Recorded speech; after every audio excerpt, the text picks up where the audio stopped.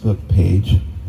Lost dog with 3 legs, blind in the left eye, missing right ear, tail broken, deaf in left ear, slight amount of mange, answers to the name of Lucky. Reward $10,000. You might chuckle at the irony. It's funny, as Christians, we're not to believe in luck. My church in Honolulu even went as far as the Asian church to rename potlucks pot blessings. Again, it was predominantly Asian, so they had seen firsthand how the concept of luck had really affected their culture. But let's be honest, sometimes we feel like that dog named Lucky. Our lives we get broken, maybe not losing a leg and having mange, but perhaps losing a job or coming through tough times. We suffer and wonder what more can go wrong. What if I told you it's all about perspective? Now, I know, I'm fully aware that in 25 minutes, there's not going to be a huge amount of change in how we're on suffering. I was looking for a title for it, and I forgot what I said, just get over it, or suck it up. When you're going through suffering, words don't seem to help, even the best words. This is stretching. This is getting ready for suffering down the road. This is knowing it's coming, and maybe the next time you're going through it, you'll have some more things to think about. Our perspective is that, what if we just need to change our viewpoint when this happens? When your truck is stuck in the mud, you're not really thinking that the rain is blessing the flowers. So imagine what it would be like. You get up tomorrow morning here in Kapa'a. We live in Honolulu. We don't have Starbucks, but you want to go to Starbucks bright and early before all the selfish people get there. So you're driving down the street. You're breaking the speed limit, say, by 20, 25 miles an hour. You're just zipping by, and out of your corner of your eye, you see a police officer who's not in your family and you don't know. He's a new one. And you're amazed because he just smiles and shockers at you, and you're like, you pull into Starbucks, you stand in line, and you make it there without a ticket. And you wonder, that's kind of weird. And to be honest, in Kapa'a, that's where they put the rookies. I've been pulled over, never mind. But let me ask you something. If you're in there getting coffee after that happened, would you be filled with remorse? Would you be like, well, that wasn't right. I really deserved a ticket. I'm going to go turn myself in after my latte. And no, are you kidding? You would be bragging to your friends. You'd be texting, hey, I just got out of a ticket. You'd be stoked. But if you're on your way to church this morning and you break the speed limit by 5 miles an hour because you're Christians, and you get a ticket for that, that's when you say, God, I can't believe you allowed this to happen. I was just wanting to serve you. Isn't it true that we tend to avoid suffering in the world, but when we avoid it, we want to brag on it, even if we deserve it. But when we do suffer personally, it makes us question God's love. I remember reading a book several years ago, Where's God Where It Hurts, by a guy named Philip Yancey. He speaks at the hymn conference a lot.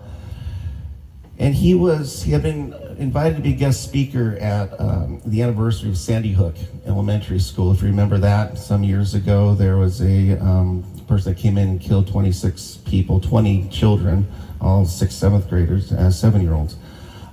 They wanted him to come talk about pain, suffering, and God. He had been researching this subject for another book, and he'd been reading atheist authors like Richard Dawkins and stuff like that, all those New York Times bestsellers that people like to read, and then it dawned on him. He said, there's a question that's much harder than where is God when it's hurt, and that is, where is no God when it hurts? And he explains it like this. The atheist will tell people that the universe is random, luck, bad luck, and there's this blind indifference rather than meaning and a purpose behind it.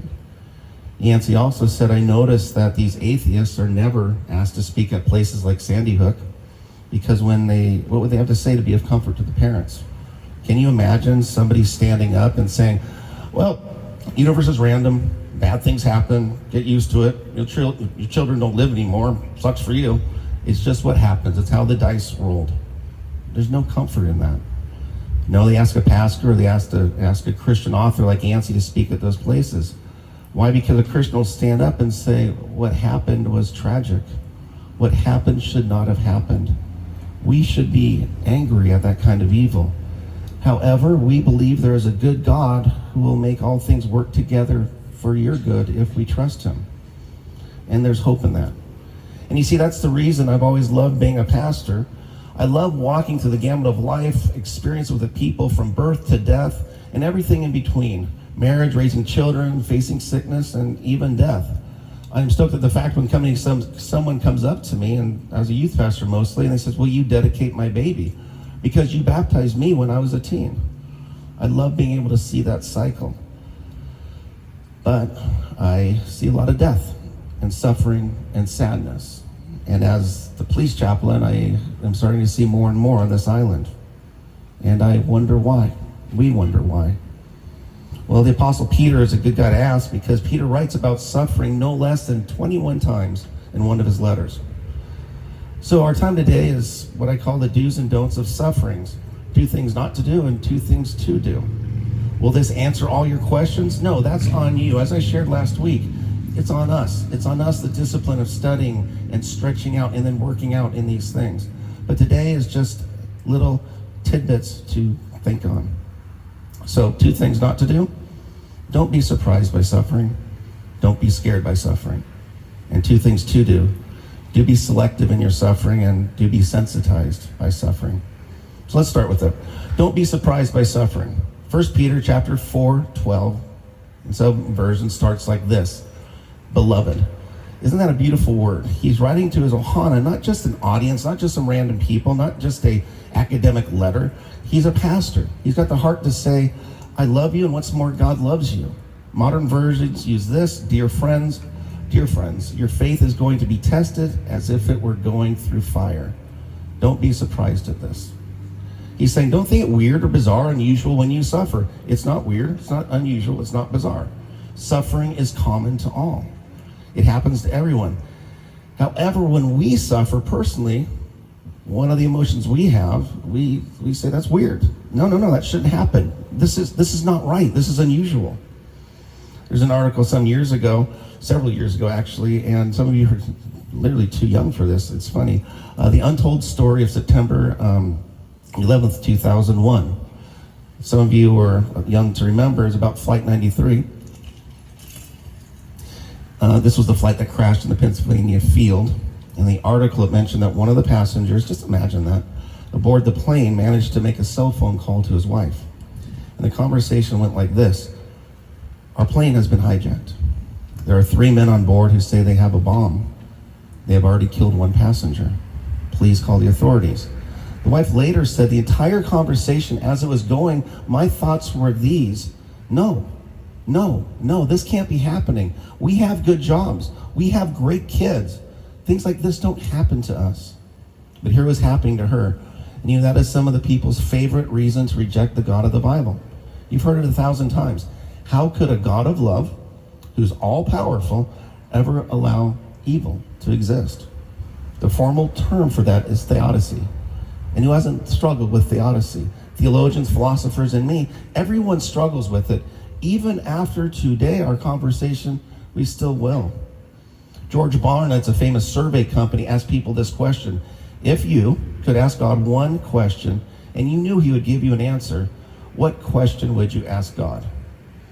And it's not the numbers to the lotto ticket tomorrow. Actually a great one. Overwhelmingly, the questions were things like, why would you allow so much evil, so much suffering and pain on earth? Now to make it worse, it's not just bad people that have bad things happen to them, but so many of who we call innocent people have bad things. Because if only bad things happen to bad people, I think we'd feel pretty good about it. Don't you? I mean, if only jerks got broken limbs and if only murderers got cancer, we could stand back and say, now that's a piece of celestial justice. But when the innocent are affected, like when the sweet loving mom gets cancer or the hardworking father loses his job, to many people, this backs the Christian up into an impossible corner. And the one who does not love God would look and go, I gotcha. Look, you can't answer that one. It's a tough one to grapple with. But let me turn it around for a moment. Because whenever you say there's so much evil in the world, you say, why is there so much evil? You only ask or say that because you have some notion that there is good, that there's a supreme good. You see, if I'm in a class and I say this student gets a 90, and this student gets a 60, and this student gets a 40, I was actually more of the 60. I was aiming for the 69 or 70. But that proposes that's his new standard, and the high standard is 100. The best is 100. This is the perfection by which everything else is measured. So if there is no God, where do we get this standard of goodness by which we measure evil? C.S. Lewis, famous theologian, God studier, calls this problem the good and moral argument, if you will. He puts it this way: if the universe is so bad, then how on earth did human beings ever come to attribute the universe to the activity of a wise and good creator? And think about it, if more than 90% of all the people who have ever lived will ever see, if 90% of people have lived, have believed in God, where did that notion come from? If there's no God, there's no ultimate value. If there's no ultimate value, there's no such thing as good or evil. Something else I want you to notice, we actually sang about it. Back at verse 12, notice this, fiery trial. Let me tell you why I think it's important, especially in this letter. Again, Paul is not just writing from an ivory tower as a professor somewhere, all smart. He is in this. He uses these words because of this reason. We believe he penned this letter, wrote this letter at the end of 64 AD. Now, why is that important?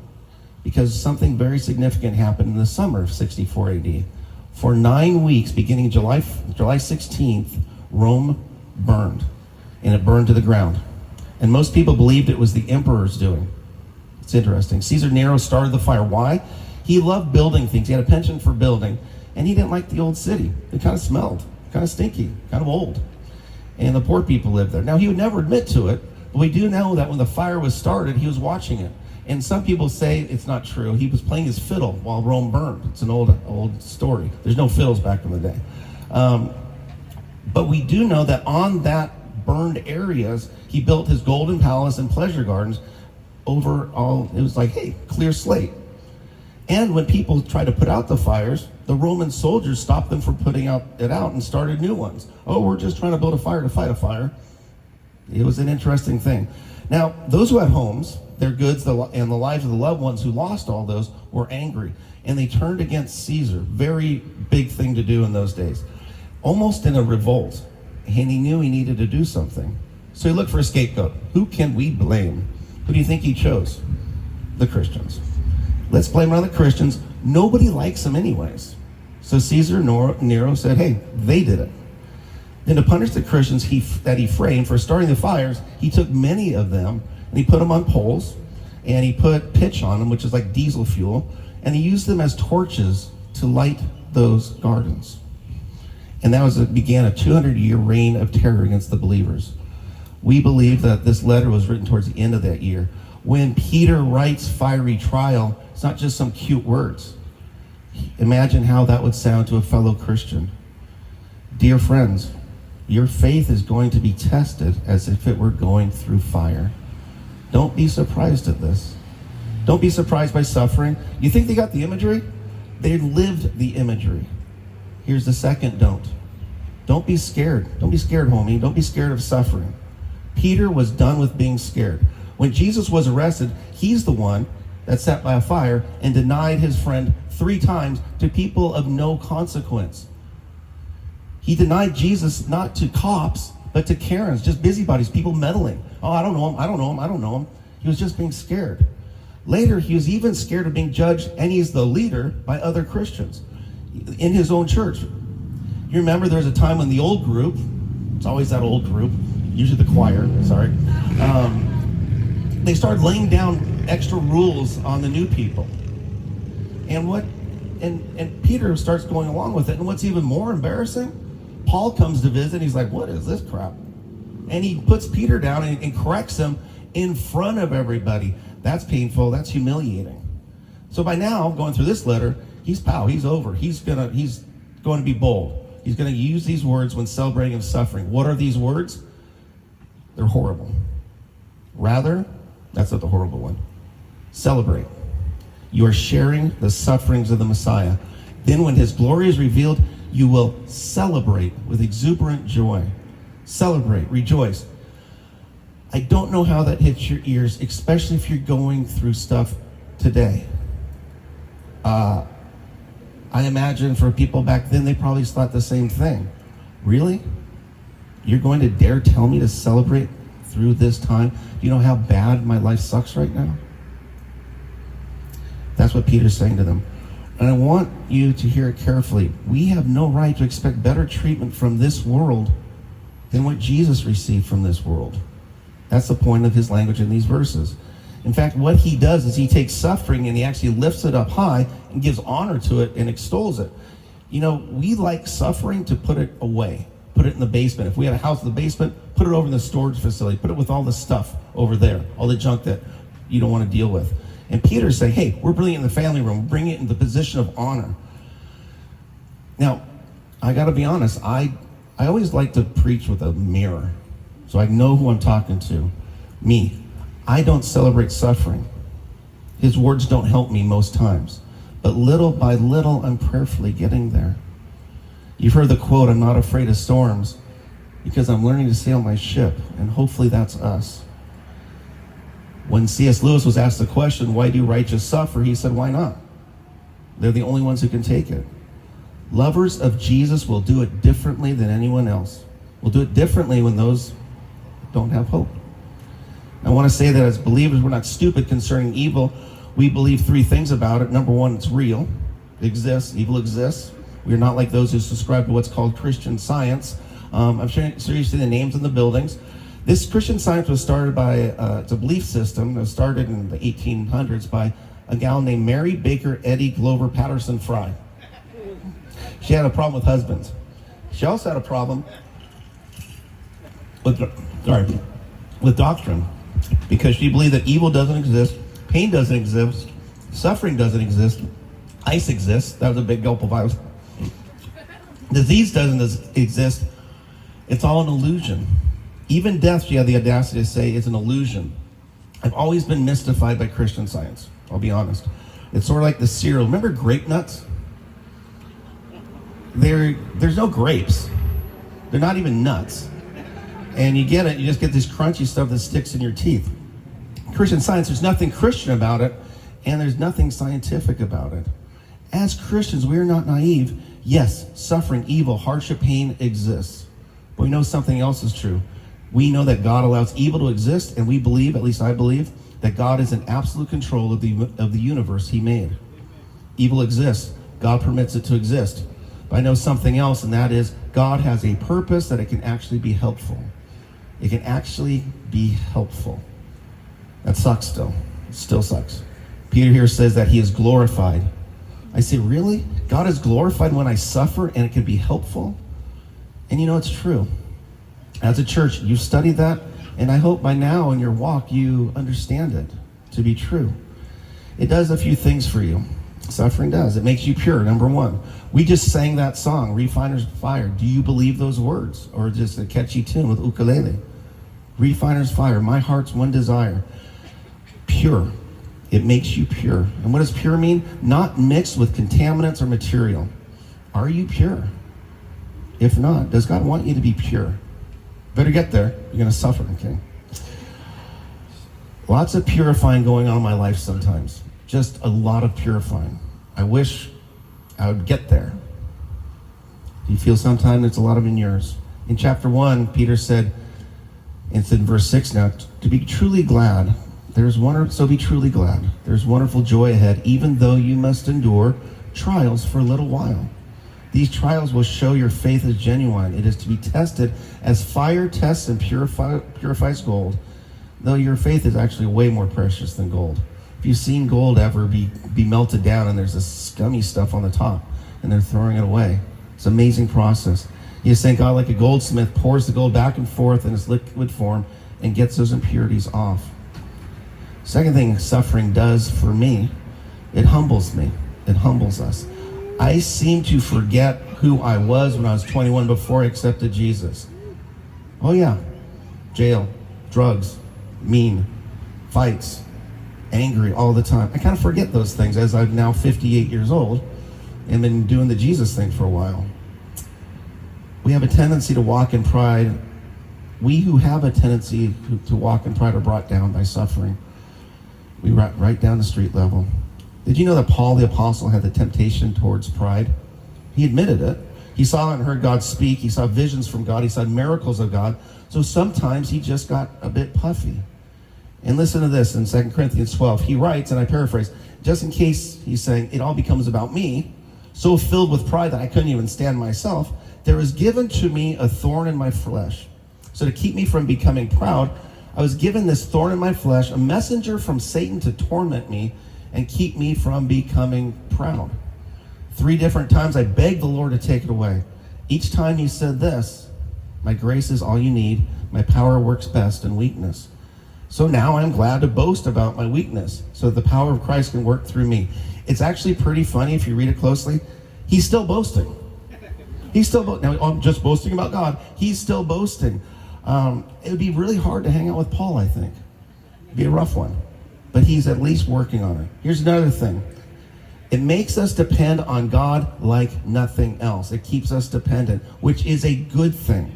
It's a good thing. When you're weak, you lean on something, a crutch, a cane, a walker, a person, an item. You're weak, so you lean on them. You depend on that to hold you up. When the Apostle Paul spoke up this thorn in the flesh, he's got something going on. It's not his wife. That was the big joke all pastors always say all the time. We believe it's more likely something to do with his eyes. Now, years ago, I was in Mexico and I got hit by a drunk driver and I broke my collarbone and ribs.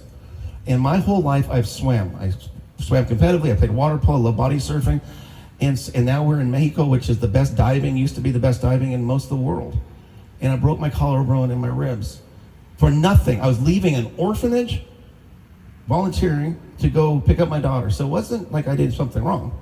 Took me out. I remember trying to swim the first time. And I'm like, was that just taken away from me? Was that gone forever? Paul was a scholar. He was a reader. He was a writer. And now his eyes, we think, are failing. Ouch. Ouch. And Paul says this, I will rejoice and exult in my suffering because when I'm weak, I am strong. Because an interesting fact about God's power and God's strength, it is attracted to human weakness. Read the scripture. Look at these guys. They're horrible. They're horrible. God has chosen the foolish things of the world. We forget that as we cruise along a little bit more. But he chose us. And to shame the wise. And God has chosen the weak things of the world to shame the things which are strong. His power kicks in when my power runs out. Kind of like that reserve tank on the old trucks. You go out on this one, you flip the switch, and you got a whole nother 30 gallons. But this one has to go out. No one is ever too weak to be powerful. We're only too strong. That's actually pretty deep. Sounds like a karate sensei. Grasshopper, no one is ever too weak to be powerful. We're only too strong. You find the person that says, no thanks, I got this covered. I can handle this on my own. Just count the seconds before there's a face flop. That person will quickly say, I need help. I need help. Trials seem to do that. Don't be surprised by suffering. Don't be scared by suffering. And the 2 do's, be selective in suffering. Verse 15 says this, but let none of you suffer as a murderer, a thief, an evildoer, or a busybody. You stop right there. Murder, thief, busybody? Doesn't seem to, because that causes more damage. Huge damage. The gossip. Let anyone who suffers as a Christian, let him not be ashamed, but let him glorify God in this matter. If you're going to suffer, and you will, make sure it's for the right reason. Don't retaliate, Christian, when the Romans take your property. Don't be a thief. Don't retaliate Roman Christians when they're violent against you by murdering them. Don't do that. If you suffer for being a Christian, even that word, it's only used 3 times in the whole Bible. We use it all the time. This is not one of the times. You know what? The early church, they even call themselves Christians. They refer to themselves as believers, or the way, or brethren. Christian was a derogatory term, a nickname given to them by the Romans and Greeks who wanted to come up with a term to call them, to separate them from the rest of the Roman Empire.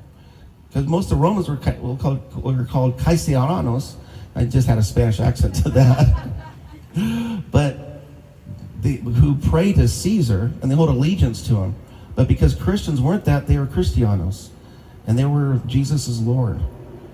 So they took that not to be proud. They said, hey, we'll take the meanness that they're giving us. For the time has come, judgment becomes at the house of God. It becomes with us first. We'll be the ones who don't. Now I want to finish up because I know it's a little longer today. It's a little different. Bob Marley wrote this. Truth is, everyone is going to hurt you. You just got to find the ones worth suffering for. Jesus is worth suffering for. Might have been the first time I put Bob Marley as a theologian here. And finally we close. Do be sensitized by suffering. Therefore, let those who suffer according to the will of God stop there according to the will of God. Remember that. Some of you have been told this. We had the worst export to Los Estados Unidos from the United States to Mexico, and that was called prosperity gospel. That God, if you pray enough, you believe, achieve, conceive, all that stuff, God will just make life smooth, easy, and you're going to be rich. You want that Lamborghini? Pray for that Lamborghini. That's not theology in the Bible. It's not how it works. God says this because here it is. Let those who suffer according to the will of God commit their souls to him in doing good, as to a faithful creator. What should they do? They should commit their souls to him in doing good as a faithful creator. The word commit is a banking term that means to deposit something for safekeeping. I'm going to deposit my trust. I don't understand what's happening in the world around me. This is so hard. This is so painful. I don't get it. I want answers. They're not coming. What do? I deposit my trust in God's bank. When you go hiking, we just went for an awesome hike the other day. You always look at your back trail. You might be coming back that way. You might not be coming back the way. Things look different. Did I really hike that high? I did pretty good. Or that seems like a big hill, but it's really not a big hill now that I look at it. I don't know. Now I understand why the trail swerved that way as opposed to going this way. It happens in life too. That's why I went through it. Now I'm going to close with these words because I know we're going a little long. What 19 I think is all about. Okay, so you commit, you put that in the bank, you trust God, but look at the words doing good. Let those who suffer according to the will of God commit their souls in him in doing good as to a faithful creator. A better translation is continue to be doing what is right and what is good. Because you see, if doing good is what got you in trouble in the first place, maybe you think, I better not do good anymore. Maybe those Roman Christians were like, you know what, my little Jesus tattoo, we gotta get that taken off. I'm not sure they have lasers in those days, but maybe I gotta move away from this Jesus thing. Maybe I gotta be a little less bold, a little less intense. Maybe bring it down a couple notches. Peter says this, don't do that. Commit it to God and continue to do good.